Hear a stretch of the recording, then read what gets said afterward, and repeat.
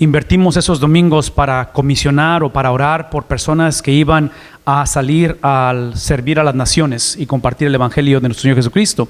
Entonces, lo que hicimos es que en la segunda parte del verano empezamos ahora a recibirlos ya en casa, ya de regreso, estos misioneros, estos hombres y mujeres que han salido y el Señor les ha traído con su bendición de regreso a casa. Entonces, esta es nuestra cuarta semana o cuarto domingo. No han estado seguidos en que hemos estado haciendo entrevistas aquí en la plataforma para los misioneros que han estado de regreso ya. Tenemos 2 semanas más, 3 semanas, 2, 3, no recuerdo, 2 o 3 entrevistas más por hacer, pero el punto es de que esta mañana quiero que le den la bienvenida y quiero que celebren conmigo el hecho de que mis hermanos Díaz están de regreso, están en casa, están completos y están listos aquí.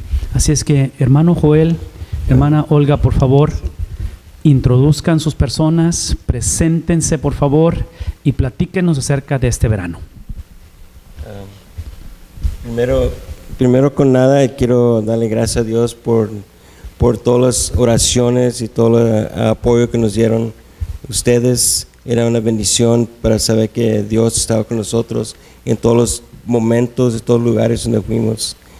Mi nombre es Joel Cruz Díaz. Y pues mi convicción de Cristo y yo vino cuando tenía 10 años, tenía una familia cristiana que mi papá siempre nos enseñó cómo manejar las cosas de Dios y doy gracias por eso. Y mi hermana Olga. Buenos días también, muchas gracias por sus oraciones, gracias porque estamos de regreso. Hace mucho escuché una frase, pastor, que decía: el hogar es donde Dios ha ido a preparar el lugar para vosotros. Y pensamos que nuestro hogar era allá también. Entonces, aquí nos tiene Dios hoy, este es nuestro hogar. Mi nombre es Olga Rodríguez de Díaz, yo soy de México, nací en Ciudad Madero, Tamaulipas, y allá crecí en Monterrey toda mi vida. Soy la número 10 y la última de una familia misionera de 10 hijos. Mi padre fue misionero, pastor por 52 años, hasta que el Señor lo recogió. Cuando yo tenía 10 años acepté a Cristo y enseguidita hice mi primer viaje misionero con mi padre. Impactó mucho mi vida porque fuimos hasta Yucatán, este lugar en donde estuvimos este verano.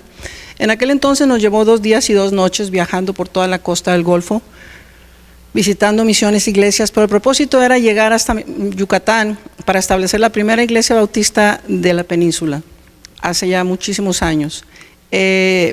No había autopistas, entonces íbamos por carreteras, por inundaciones, por chalanes, y cuando al fin llegamos eran las 12 de la noche y ahí estaba la gente cantando en el templo ese día esperándonos a las 12 de la noche.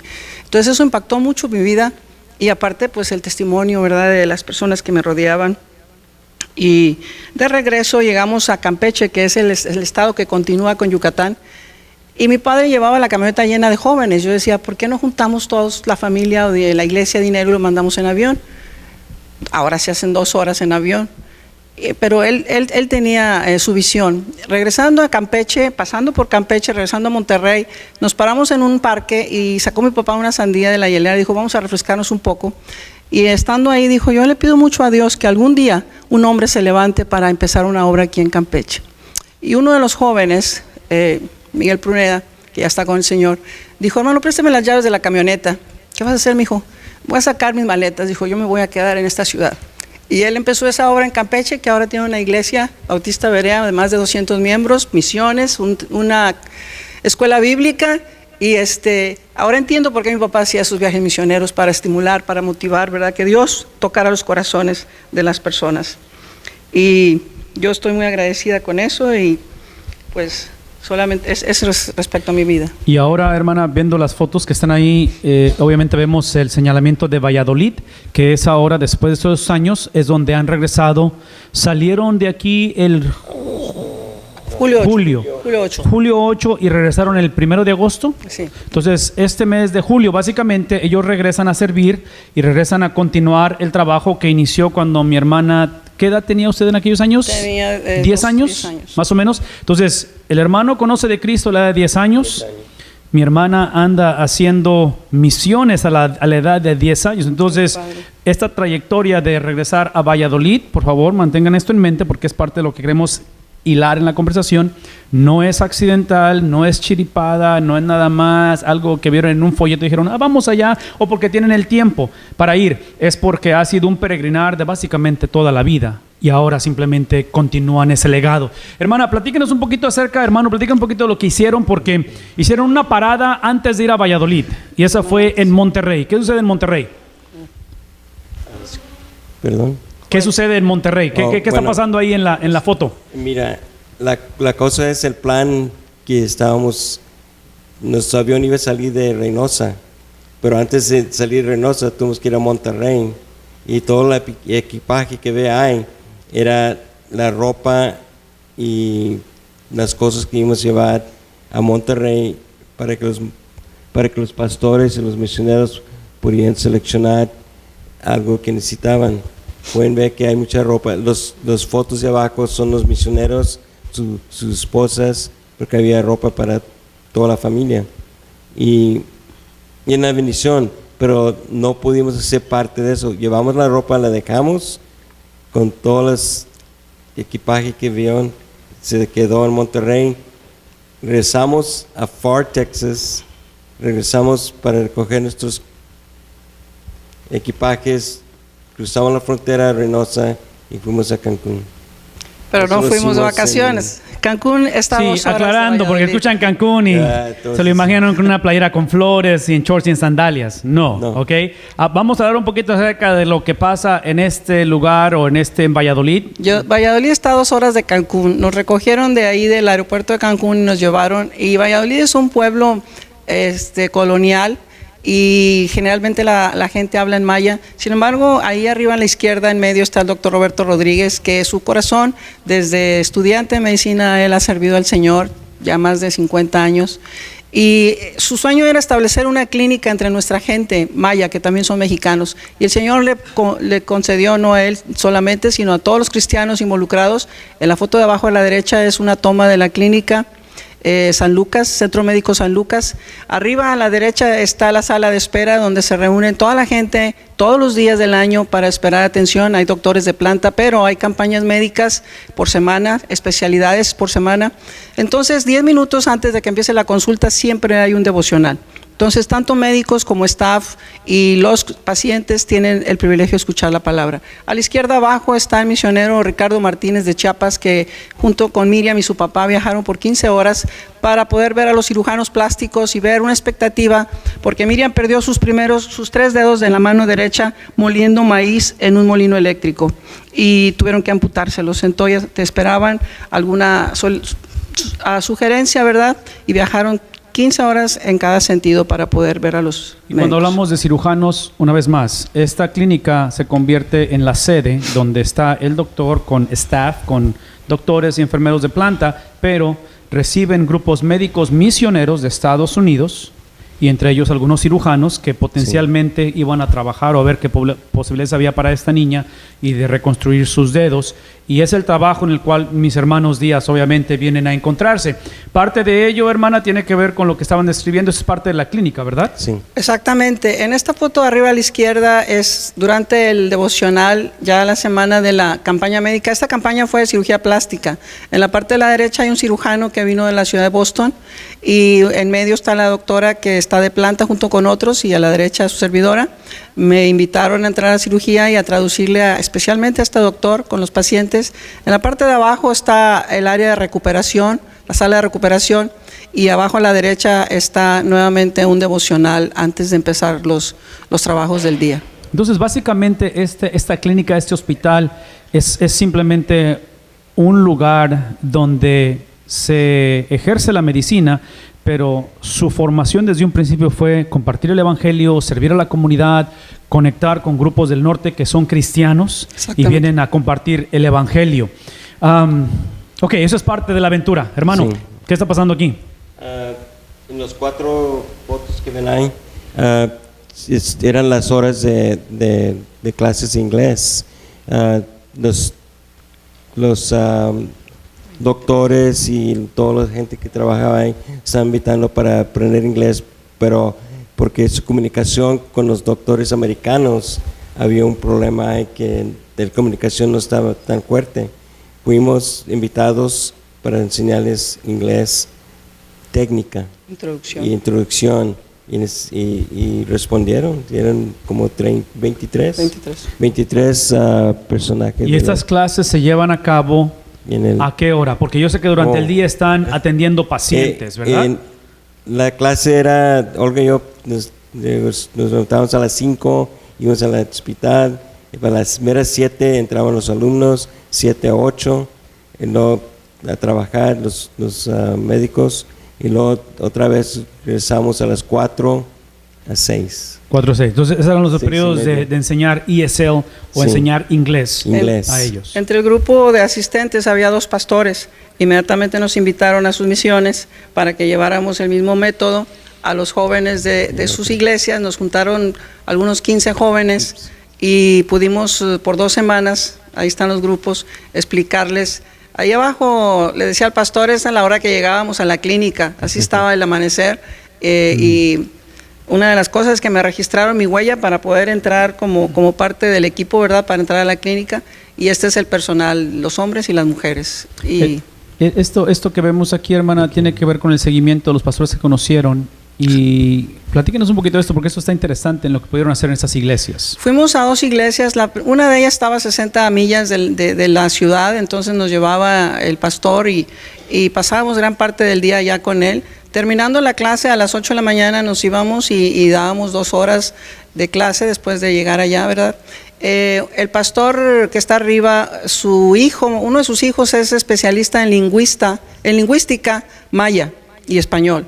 Entonces, como los niños hablan más maya que español en su casa, pero estudian en español en la escuela, entonces al introducirles el inglés, pues estaban entre 2, 3 idiomas, y este maestro nos ayudó a poner el maya a las frases, y luego en la otra columna en español, y luego en inglés, y luego la pronunciación, que fue el método por el cual nosotros nos inclinamos. Entonces, básicamente era una mezcla de idiomas para poder enseñarles y exponerlos al lenguaje. Esta foto es de la otra clase, la que era en la ciudad, otros 15 jóvenes, había 3 hermanas casadas. Después nos llevaron con una de las hermanas que algunos grupos americanos proveen recursos para comprar los materiales, los hilos, para que ellas puedan hacer sus hamacas. Se lleva 30 horas haciendo una hamaca que venden en $400 y ellos puedan subsistir. Nos interesó también este proyecto, ¿verdad? Y varias de las hermanas se involucran en eso. Y abajo a la izquierda fue la visita en Mérida, 2 horas de camino en autobús, en la foto derecha, y teníamos deseos de visitar a una hermana que hacía 30 años que no hablábamos con ella sobre su vida espiritual, y nos dio mucho gusto ver que sigue en el camino del Señor. Antes de orar por ustedes, orar con ustedes, yo nada más quisiera brevemente escuchar, hermano, de cómo el Señor usó este viaje, esta experiencia. Estamos ahorita a finales de agosto, ustedes llegaron hace 3 semanas, 2 semanas y media. ¿Cómo el Señor usó esta experiencia en la vida de ustedes, en la vida de ustedes específicamente?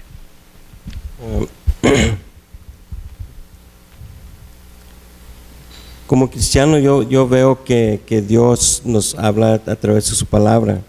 Uno de los versículos que mi papá me enseñó o llegué a aprender como joven era la gran comisión, donde dice que id, y es lo que estábamos haciendo. Solamente como cristianos sabíamos que Dios nos iba a cuidar, nos iba a dar todos los recursos que necesitábamos, como casa, comida, y nos dio de más que pensábamos que nos iba a dar. Y dice también en el versículo que enseñar, fuimos obedeciendo la gran comisión, y conociendo eso, la parte última dice que yo estaré con usted en todos los días hasta el fin del mundo. Esa parte claramente te puedo decir que a veces mi enfermedad personal que tengo, que no existía, las necesidades que teníamos no existían, porque Dios estaba ahí antes de nosotros y cuidó todo. Es increíble cómo Dios nos puede usar un cristiano, una persona en estas áreas. Ver la fidelidad de Dios en su servicio. Sí. Hermana, ¿qué acerca de usted? ¿Cómo es que el Señor usó este mes? Nada más quiero decirles que a través de todas las situaciones Dios nos habla, Él tiene un plan para cada uno de nosotros, solamente quiere que estemos dispuestos. No exige una gran preparación, Él nos ha preparado en la vida para algo. Entonces, si es maestro, si es doctor, si es constructor, si sabe animar a alguien, si sabe visitar, si sabe testificar, y si no, pues aprende. Pero hay un lugar en misiones para todos nosotros que estemos dispuestos a ir. Solamente nos pide que vayamos. Y tal vez lo que quiero que hagamos esta mañana, porque vamos a orar en un momento, es de que mantengan en mente dos cosas. Una de ellas es que mi hermana, este mayo pasado fue su celebración de su retiro o su pensión de la educación. Entonces deja por completo la cuestión vocacional en el magisterio, y lo primero que hacen es literalmente hacer un retorno como en el Expressway, un retorno a hacer lo que han hecho por muchos años, pero ahora con un poquito más de flexibilidad, un poquito más de tiempo, obviamente. Y hacen, entonces, una vez más, mantengan en mente que lo que están escuchando o lo que vieron en los videos, en las fotos, es una continuidad de lo que ellos han hecho básicamente toda la vida. Porque tienen 3 hijos, y cuando ustedes platican con sus hijos, y ahora con las nietas inclusive, ustedes van a escuchar que esto es el ambiente en los que los hijos han crecido. Entonces, no es solamente algo que se les enseña en una escuela dominical, lo cual es importante, no es algo que simplemente lo platicas en casa o lo ves en videos cuando vas a las películas, escuchas de películas de misiones, es algo que lo vives y es parte del ADN de la familia. Entonces, es lo primero. La segunda cosa es de que quiero que pensemos en esto, es de que especialmente pensando en el retiro o en la pensión de mi hermana, este domingo, ahorita donde estamos, el siguiente culto lo vamos a usar al final del culto, y lo hago como anuncio, para que al final del culto vamos a pedir a los estudiantes de toda índole, middle school, elementary school, todo estudiante, colegio, lo que sea, es de que vengan al frente al altar, porque vamos a hacer una oración simplemente de consagración, de dedicación por el año escolar, que para algunos ya empezó, para algunos va a empezar apenas. Entonces lo hacemos en el culto de las 11 y queremos que obviamente nos manden a sus chamacos para ello. Pero no queremos olvidar, y es lo que vamos a hacer ahorita, no queremos olvidar al resto de la comunidad en el mundo educativo, que son los maestros, la administración, aquellos que transportan a nuestros hijos en los autobuses, sirven la comida en las cafeterías, en fin, todo el sistema de educación que tenemos en nuestro país. Y para ello, yo he pedido a mi hermana, Olga, que sea ella quien nos dirija en esta oración, por los maestros, por los administradores, por las personas que laboran en este aspecto. Entonces, por favor, pueden ponerse de pie. Vamos a orar por el nuevo año escolar, y hermanos, una bendición verles una vez más. Hermana, por favor. Gracias. Señor y Padre Celestial, te damos muchísimas gracias porque eres bueno, Señor, porque nos das un nuevo día para buscar tu voluntad, Señor, para tratar y seguir tu rostro, Señor, seguir tu dirección. En esta mañana queremos especialmente poner delante de ti, Padre, a toda la gente involucrada con el sistema educativo, desde los alumnos, Señor, los maestros asistentes, los maestros de planta, los directores, los que limpian, los que alimentan, los que transportan, Señor, los que administran. Todos ellos, Señor, sabemos que tienen un trabajo muy especial y muy crítico, pero más que nada te pedimos, Señor, que pongas en sus corazones el amor hacia los niños. Padre, no necesitamos ser maestros de profesión. Todos nosotros que tenemos un hijo en la casa somos maestros ya, y la primera escuela se realiza en el hogar. Padre, nuestros hijos ven lo que nosotros hacemos, no lo que decimos. Podremos decir miles de palabras, pero si nuestras acciones no coinciden, Señor, ellos van a ver lo que nosotros hacemos. Ayúdanos como padres, Señor, para poder ser un ejemplo a ellos, como lo fueron los nuestros, para que esto pueda seguir hasta la tercera y cuarta generación, como tú lo has prometido, y esa misma cuarta lo siga haciendo más adelante. Ponemos asimismo en tus manos a todos los que nos enseñan en esta iglesia, Padre, nuestros pastores, los maestros, y a todos los que atendemos en esta iglesia. Te lo pedimos en el nombre de tu Hijo amado Jesucristo. Amén. Amén, amén. ¿Pueden celebrar conmigo el hecho de que Dios es fiel y que es bueno? Tomen asiento, por favor. Muchas gracias.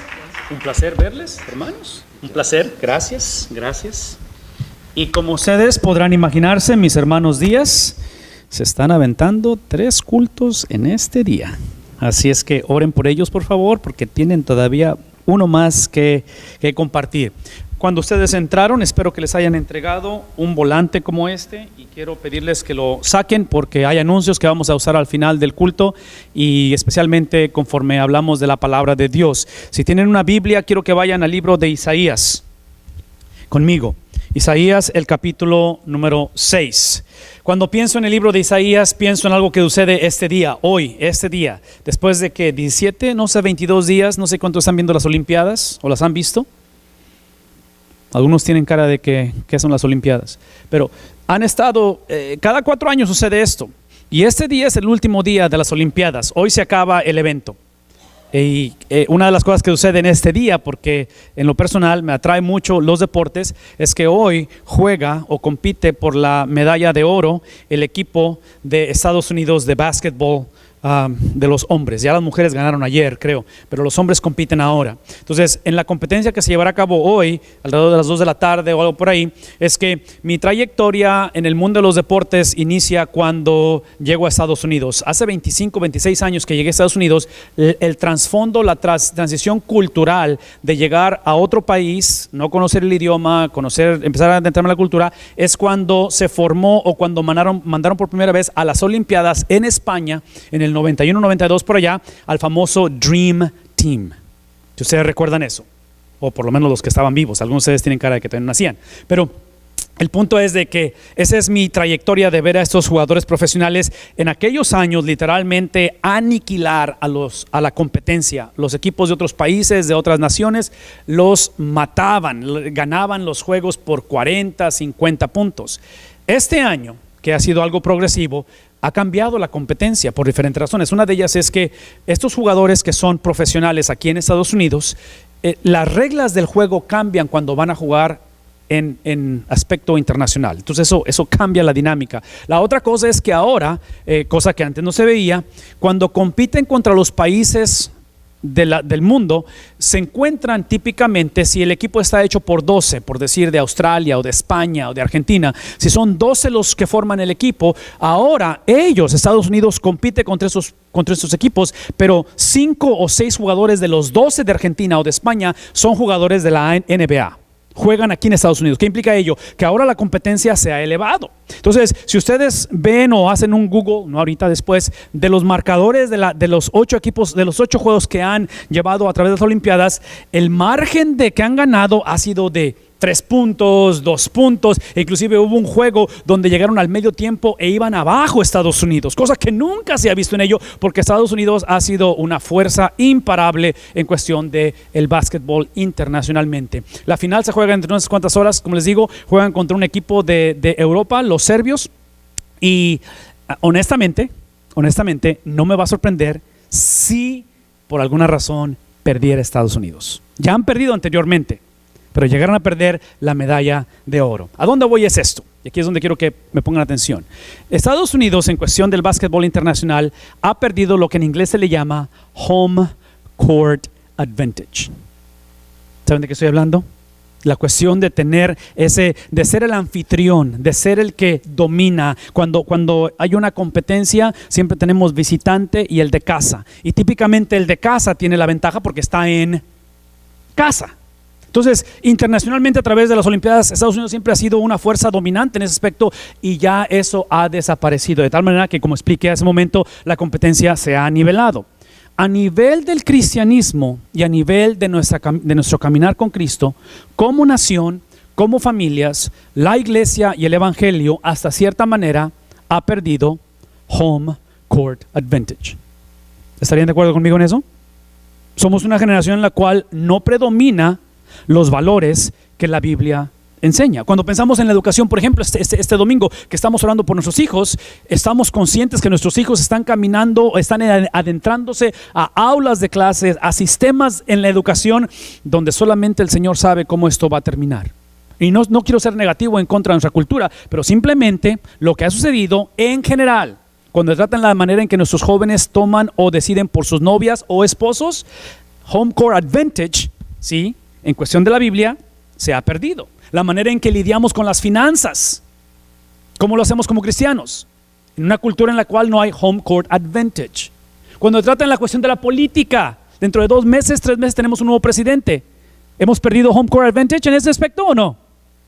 Hemos perdido. Entonces, la pregunta es, ¿qué hacemos al respecto? Porque el libro de Isaías está escrito en una generación, en un contexto donde Isaías tiene que ejercer el llamado, predicar la palabra, simplemente servir a Dios en una cultura donde no hay home court advantage. Inclusive el libro de Isaías, que típicamente es el caso de los libros de la Biblia, o los profetas, es que los libros del Antiguo Testamento, los profetas inician con el capítulo 1 y inician con el llamado o el encuentro con Dios. Isaías presenta el llamado de su ministerio, de su vida a Dios en el capítulo 6, porque capítulos 1 al 5 es el contexto de cómo el pueblo de Israel ha perdido home court advantage. ¿Qué significa ello? Significa simplemente esto. Significa que capítulos 1 al 5, que no vamos a leer obviamente, simplemente explica a Isaías cómo el pueblo del pacto ha pecado. ¿Ven la contradicción de términos? Pueblo del pacto ha quebrado, violado el pacto, ha pecado en contra de Dios. Isaías habla del capítulo 1 al 5 acerca de cómo este quebrantamiento, esta violación del pacto, lo que produce es que produce consecuencias. Isaías habla de ello. E Isaías habla acerca del castigo de Dios, que eventualmente para el año 586 vienen los babilonios y van a literalmente a oprimir y destruir a el pueblo de Dios. Inclusive estos mismos capítulos hablan acerca también de una esperanza de que un día, ¿sí? ¿Recuerdan el capítulo 7 versículo 14 de Isaías? La virgen concebirá y dará a luz un hijo y su nombre será Emmanuel, que traducido es, ¿sí? Es Isaías hablando de esa esperanza. Les da un mensaje de juicio, de castigo, porque Dios tiene que castigar. Dios no sería un Dios justo si no castiga el pecado. ¿Es cierto o no es cierto ello? Tiene que hacerlo, no hay opción. Por eso Cristo tiene un valor increíble en nuestras vidas, porque Cristo absorbe el castigo, la ira de Dios, ¿no es cierto?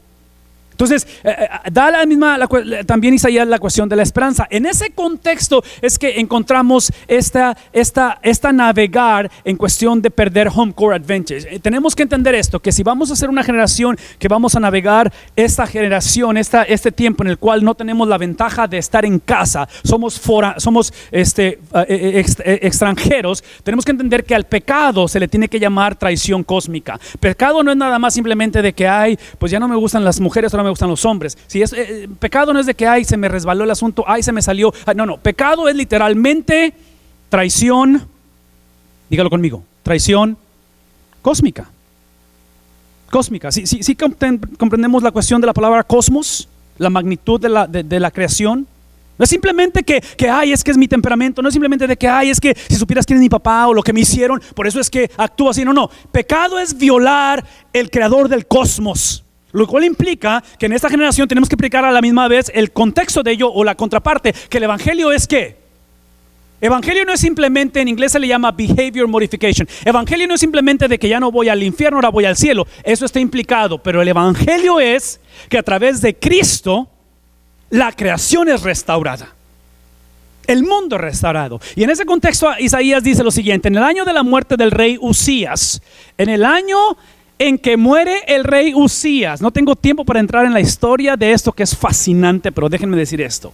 En la historia de Israel, de la nación, del pueblo de Israel, son contaditos los reyes que honraron a Dios. Y en este contexto, ser un rey es ser literalmente representante de Dios. ¿Qué implica ello? Que literalmente estas culturas, esta gente veían a los reyes, quien estuviera como rey, como lo que podríamos llamarle un tabulador o un termostato, no termómetro, termostato. Si el termostato sienta la temperatura, ¿sí me explico? Si yo le bajo ahí, se va a poner más frío. Si le subo, se va a poner más caliente. Ese era un rey en la cuestión espiritual.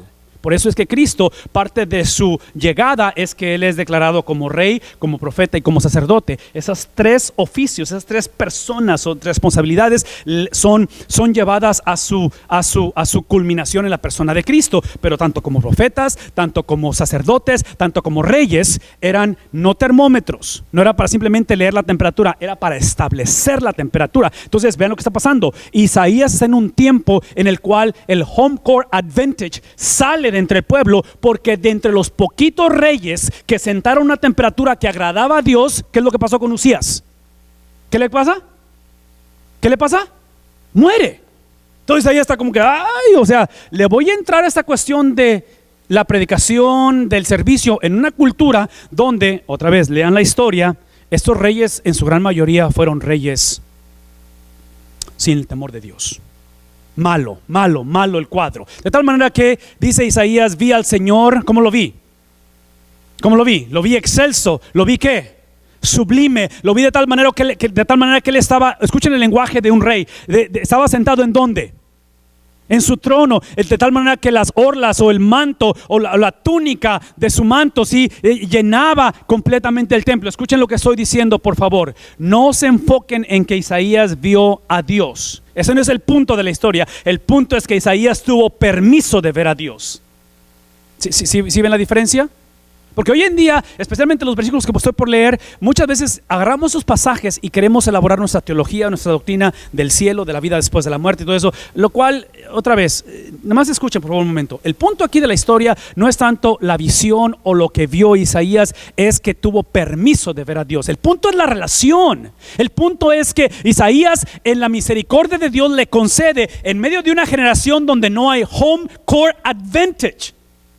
En una generación donde estaban fuera de la presencia de Dios, el Señor en su misericordia, en su gracia, le concede a Isaías tener un contacto con Él. Escuchen lo que estoy diciendo. El punto de esto es el amor, que esta palabra me duele usarla, no quiero usarla, pero tengo que usarla para poder comunicarnos unos con otros. Es lo que típicamente llamamos el amor incondicional de Dios. Y les voy a explicar por qué batallo para usar esa palabra.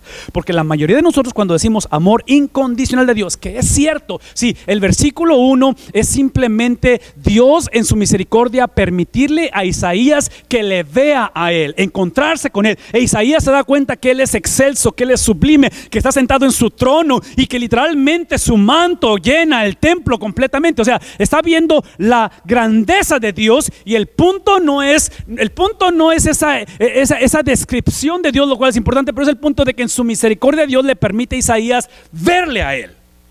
Por amor, por gracia. De tal manera que esa gracia, escuchen lo que voy a decir, esa gracia, esa misericordia, ese amor incondicional, escuchen lo que estoy diciendo y por favor escriban lo que estoy diciendo. Ese amor incondicional no produce o no significa una relación incondicional. ¿Qué significa ello? Que como soy cristiano, no importa si peco, como quiera. ¿Qué dice 1 de Juan 1:9? Que si confesamos los pecados, Él es fiel y justo. ¿Recuerdan? Lo usamos como un loophole. ¿Sabe qué es un loophole? Lo usamos como que nos sacamos la manga, en fin, que no importa lo que haga el viernes o el sábado, como quiera, si simplemente pido, sí, lo usamos como un círculo vicioso. Es nada más de que no importa que pegue como quiera. ¿Sí me explico? Y la clásica, la salvación no se pierde como quiera. ¿Sí me explico? Sí, esa es mentalidad, escuchen diciendo, esa es mentalidad de alguien que no tiene home court advantage. Vean lo que produce el amor incondicional de Dios. Dice Isaías: por encima de él había serafines, cada uno de los cuales tenía 6 alas, con 2 de ellas cubrían el rostro, con 2 de ellas cubrían los pies, con 2 de ellas volaban. Otra vez, no usen estos pasajes para desarrollar su teología del cielo. No creo que ese es el propósito de este versículo. De tal manera, aquí está el punto, de tal manera que este amor incondicional de Dios por Isaías, de permitirle verle, es para entender que Dios, no Isaías, Dios, no la cultura, Dios, no el hecho de que murió el rey que me honraba, Dios, no la necesidad del pueblo, Dios, no el temor de que vienen los babilonios a destruirnos. Dios establece y dicen estos seres angelicales: santo, santo, santo, lo cual simplemente significa, si ustedes usan la palabra en inglés, porque en inglés es más fácil ilustrar esto, en inglés sería holy, holier, holiest. Santo, super santo, santísimo sería la traducción, no sé cómo traducirlo, pero es la razón que está repitiendo 3 veces la palabra santo. Es porque el Señor en su magnificencia dice: Él es el Señor. ¿Qué cosa? ¿Qué tipo de Señor? Sí, este es el lenguaje que David usa en los Salmos para describir a Dios, eventualmente a Cristo, obviamente, como el capitán de las huestes celestiales. Y esta palabra es interesante, el Señor Todopoderoso es lo que significa el capitán, porque eventualmente en los próximos años, escuchen esto, hay 2 reinos, reino del norte, reino del sur, 10 tribus en el norte, 2 tribus en el sur. Isaías está predicando en el sur, y en los próximos años el reino del norte, que es el pueblo de Dios también, el reino del norte, porque se divide el reino del norte va a ser aniquilado y torturado y destruido por los asirios, especialmente su capital, que es la ciudad de Samaria. ¿Recuerdan la mujer samaritana en los evangelios? Es lo que estamos hablando aquí. Entonces Isaías está diciéndole al pueblo de Israel: vean a sus hermanos, las 10 tribus del norte, viene el juicio, arrepiéntanse para que no les pase lo de ellos. Y los clásicos 2 tribus del sur, que donde está Isaías, la tribu de Benjamín y la tribu de Judá, se creen, escuchen esto, se creen que el amor incondicional de Dios me hace ser me hace un ser intocable. La palabra en inglés es entitlement. De que soy cristiano, a mí no me debe de pasar eso. Si soy cristiano, más vale que a mí nunca me suceda lo que le pasa a la gente mala. Entonces, por eso el pueblo de Israel, cuando escuchan el mensaje de Isaías, lo tiran a loco. Eventualmente, la historia, no la Biblia, la historia dice que Isaías va a ser literalmente va a ser cortado a la mitad, no por los asirios, cortado a la mitad, no por los babilonios. ¿Quién lo va a cortar a la mitad? El mismo pueblo de Dios. ¿Qué dice Jesús? Oh, Jerusalén, Jerusalén, que matas a tus... Es lo que estamos hablando. Entonces, en este caso, Isaías describe a Dios como el capitán de las huestes celestiales, de tal manera que toda, no parte, no un cachito, no donde las cosas prosperan, no donde todo está bien, pero toda la tierra, obviamente que en este tiempo para esta gente, para Isaías, lo que ellos entendían de lo que es la tierra, pero dice toda la tierra, ¿qué dice? Está llena. ¿Qué implica ello? Véanme por favor un momento.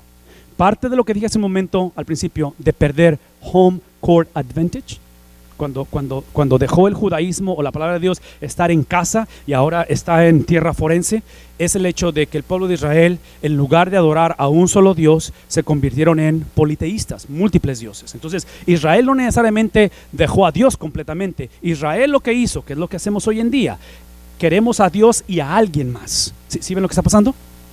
Queremos a Dios y a alguien más. El punto de la historia aquí, porque dijimos al principio que el punto no es que Isaías vio a Dios, el punto de la historia es que Isaías tuvo el privilegio de relacionarse con Dios. Véanme tantito. El punto de la historia en relación con Dios es la palabra exclusividad.